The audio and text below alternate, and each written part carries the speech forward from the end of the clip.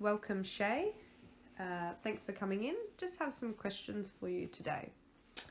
All right, thanks, Zoe. Okay. How do you practice self-care for yourself? I try to keep a range of activities implemented for self-care, and that ranges from gentle exercise, so walking, especially around water, so going to the beach is a big one for me.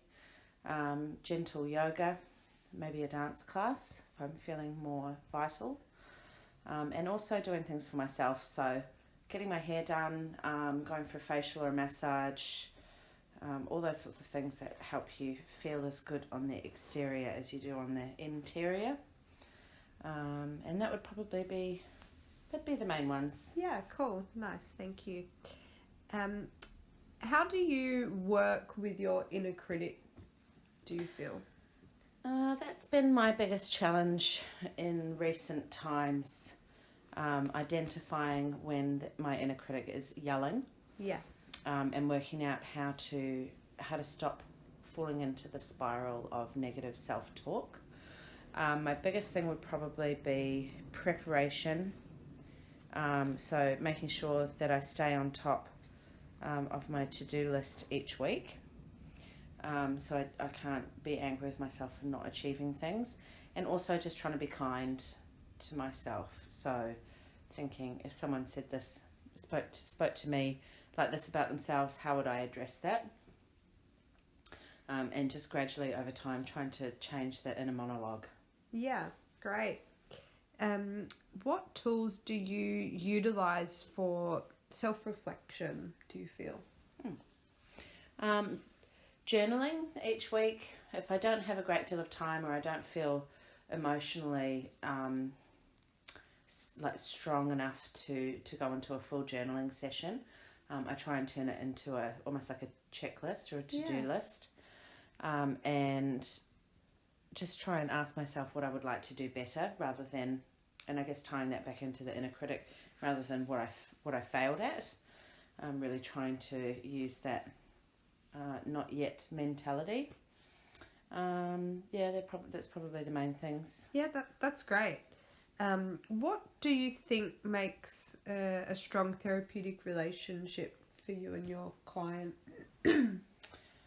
I think establishing and maintaining strong boundaries without degrading the rapport or lines of communication between myself and patients. So allowing them, trying to make sure that they know they can be open with me and tell me anything without fear of being judged, but also knowing that there are personal boundaries that I will not cross in a therapeutic situation.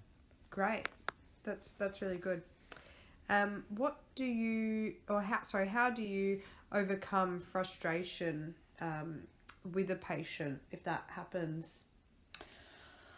Oh, if a patient is displaying signs of frustration with their care plan, I try to just go back to the beginning and break it down, and ask them to explain to me what they are frustrated with in finer detail.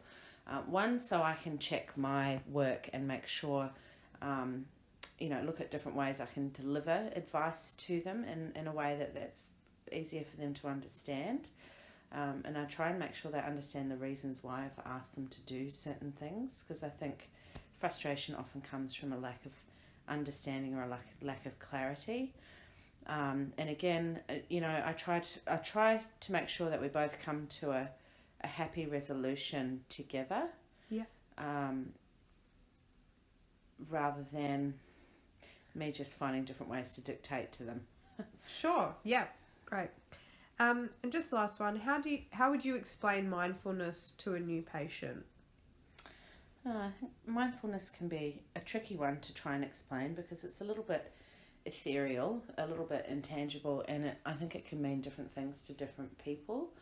But I think trying to encourage patients to think of activities that will encourage mindfulness and an adjusted viewpoint. So if they're looking at creating a self-care plan or looking for activities, you know, for themselves, to make sure that they do some that will embrace solitude, that will embrace gentle exercise, not just going out and socialising.